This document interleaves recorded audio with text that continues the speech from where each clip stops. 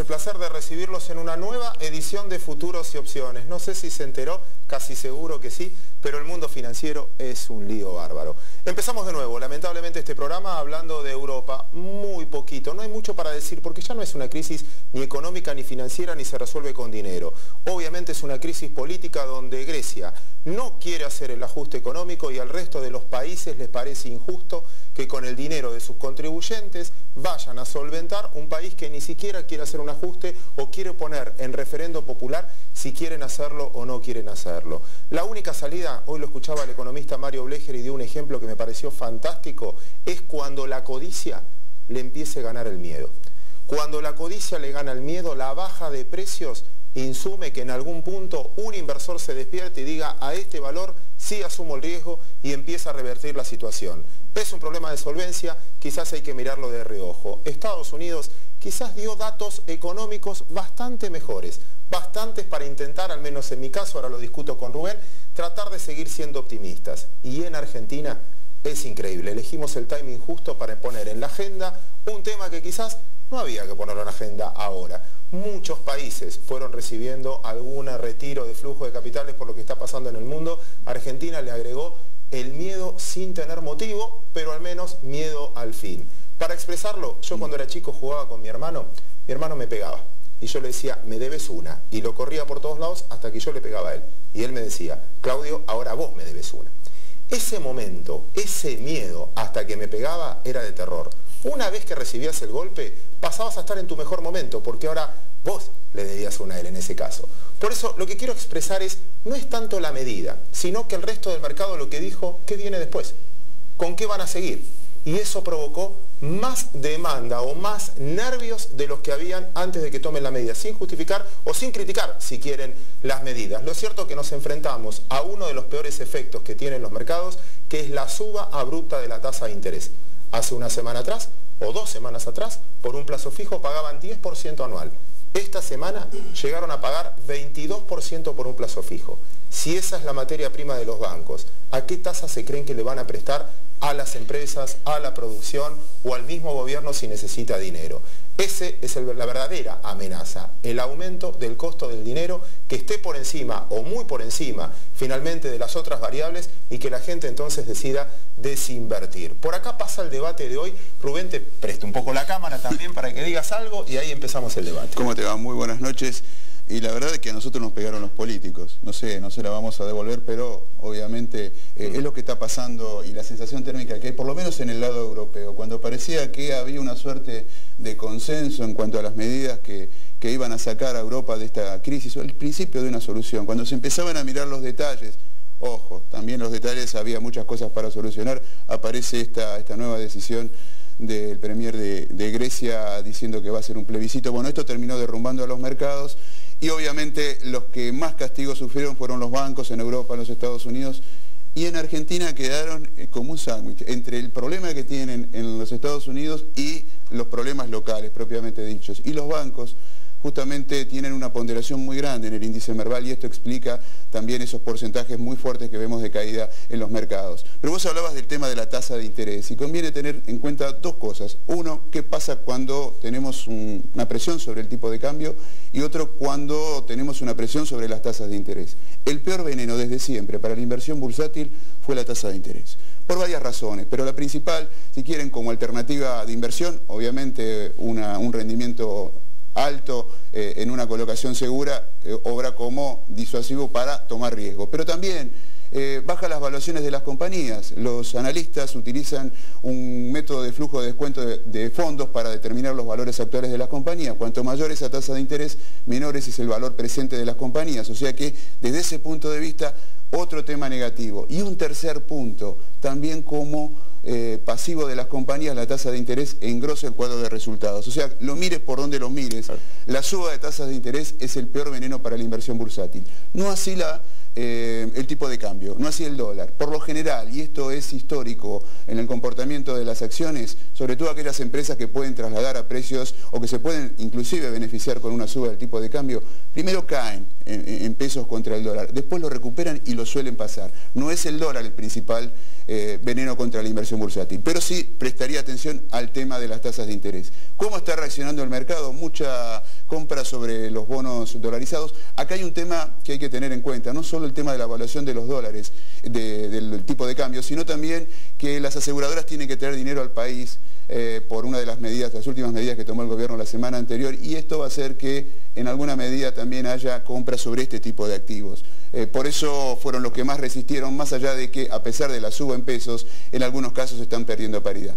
Obviamente lo que se quiso hacer con esto de los controles es generar más, es como tirarle nafta al fuego. Creo que el dólar, o lo que pasa con el dólar, Claudio, es un termómetro de otra cosa, que muchos inversores, aquellos que van a buscar dólar, sienten que la sensación térmica de los precios en Argentina es mayor de lo que dicen los números oficiales. Y una de las cosas que ha quedado retrasada, como muchas veces hablamos de las acciones, tomamos el dólar como un activo más, es el tipo de cambio. Y estas medidas, repito, lo único que hacen es echarle nafta al fuego, porque no estamos teniendo una suba del dólar contra el peso, porque se esté valorizando el dólar en el mundo, porque estén subiendo las tasas en los Estados Unidos. Es un tema totalmente local.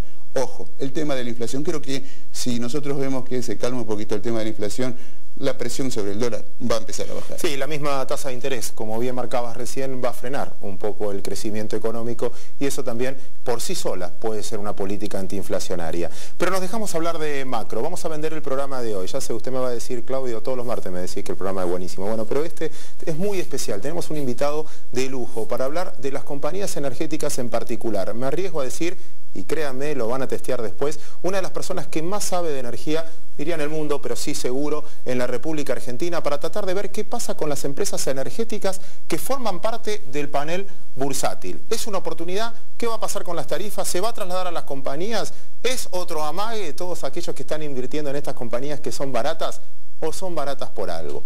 También, como siempre, Leonardo Occhialva nos va a aclarar las preguntas de los oyentes, que en este caso televidentes, que en este caso eligió a Ana Sacco como siempre. Por lo tanto, Ana Sacco, te damos las cámaras. Muy buenas noches.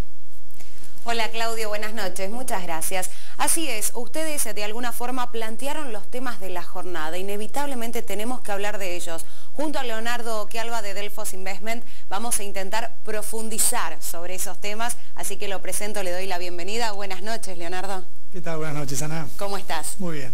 Vamos a hacer frente a esos temas de los que tenemos que hablar. Un poco planteaban, la semana pasada en la euforia total, saltando de alegría, hoy un día difícil, con noticias que vienen desde el exterior. Contanos un poquito qué vienen reflejando los datos de la economía mundial. Justamente Ramiro de Cañuelas pregunta, ¿estamos en recesión? Bueno, Ramiro, nos ilusionábamos junto con él que un poco la solución del problema europeo era una solución que dejaba de lado los temas políticos para de nuevo concentrarnos en la economía. Este nuevo plebiscito en Grecia trae el tema político al tapete, con lo cual es algo que nos va a estar molestando, estorbando y hay que acostumbrarse a convivir, por más que uno sabe, aunque sea un poquito, de temas económicos y financieros y no del tema político europeo. En lo que hace a la economía, puntualmente, las noticias han sido buenas. Por eso todos los índices de sorpresas económicas, que son los que básicamente miden cómo vienen los datos económicos en relación a cómo se los espera, están todos en terrenos positivos. Es decir, todos los datos de la economía vienen saliendo bien. La economía americana, justamente lo conocimos el tercer trimestre la semana pasada, tuvo uno de los mejores trimestres en prácticamente un año, y el interior del índice fue tan bueno que hizo que casi todos los analistas eleven sus proyecciones de crecimiento para el cuarto trimestre. Recordemos, no es que la economía americana puede crecer al 4, 4,5 como crecía antes de la crisis de Lehman. Es una economía que crece en torno al 2%, pero que no está definitivamente en recesión.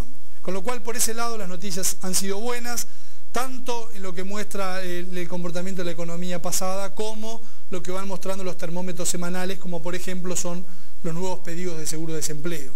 Y tal vez lo más interesante es China, que es, desde mi óptica, la clave en todo este gran acertijo, porque es el país que llevó la crisis internacional al mundo después de un ajuste monetario tremendo a partir de octubre del año pasado.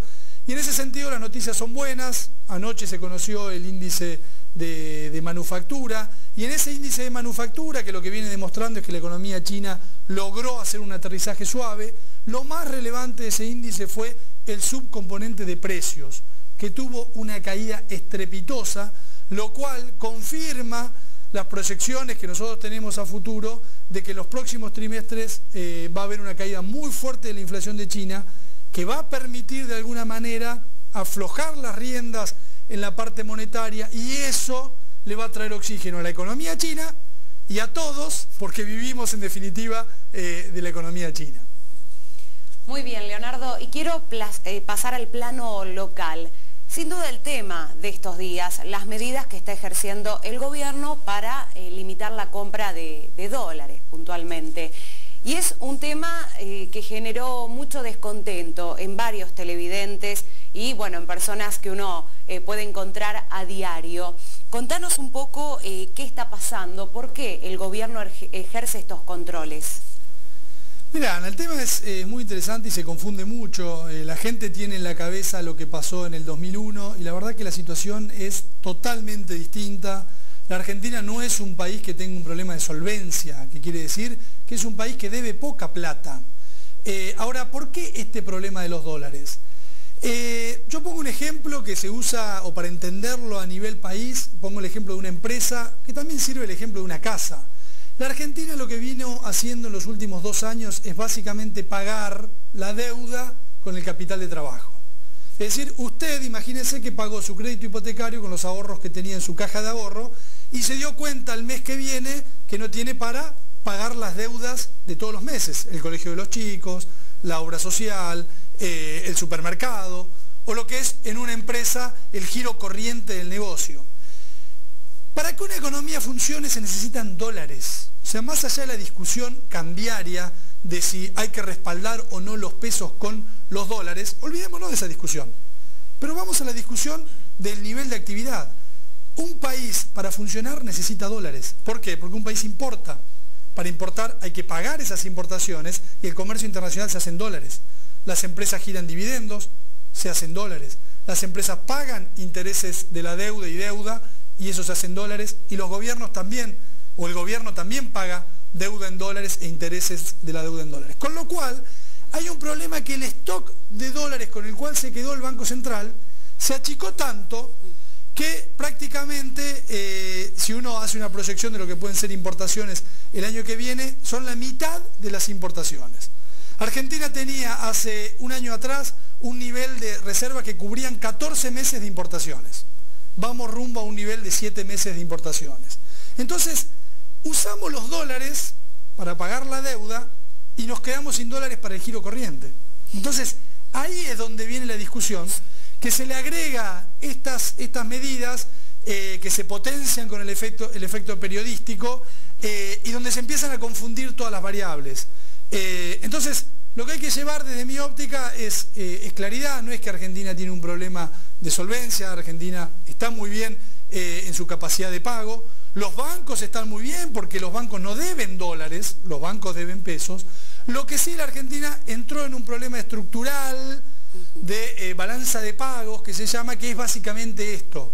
Necesitamos de nuevo cuidar los dólares para que la economía comience a funcionar. Está bien, Leonardo, es claro lo que vos decís, pero esta medida más que nada afecta por ahí a los compradores minoritarios. ¿De alguna forma lo que vos estás explicando afecta en esa situación? Digo, ¿no genera este mercado paralelo y castigar de pronto a quien en blanco, con su sueldo, con su documento, con tarjeta de crédito, con el extracto del banco, con toda esa documentación que piden para ir a comprar 200, 300 dólares? Me parece que ahí, quiero que me cuentes los pros y las contras de estas medidas que toma el gobierno. ¿Es efectivo para lo que vos estás explicando? No, claramente que todos estos controles, cuando afectan al público en general, terminan trayendo más ruido que certezas. Acá yo creo que lo que se necesita es sentarse a pensar el estadio al cual llegó Argentina de crecimiento y el nivel de reservas que empieza a necesitar para ese nivel de crecimiento. Con lo cual, las reservas hay que salir a buscarlas al mundo y el mundo está dispuesto a prestarnos los dólares que nosotros necesitamos. Pensemos que Argentina está pagando la deuda externa con los dólares del Banco Central. No tiene sentido. Ni el más ortodoxo de los ortodoxos puede avalar ese tipo de teoría. Yo no estoy propiciando endeudarse, pero lo que sí digo es, todo lo que nos vence, renovémoslo con otro papelito. Entonces, de esa manera podemos empezar a oxigenar el balance del Banco Central para que ese balance del Banco Central se ocupe de lo que se tiene que ocupar, que es básicamente de respaldar el valor de la moneda local y de garantizar el nivel de crecimiento económico que alcanzó la Argentina. Muy bien, es un tema extenso donde podría seguir, pero bueno, vamos a dar lugar al resto del programa. Leonardo Quialba de Delfos Investment, muchísimas gracias. Por favor, a vos, Ana, gracias. Hacemos una pausa y ya volvemos en Futuros y Opciones.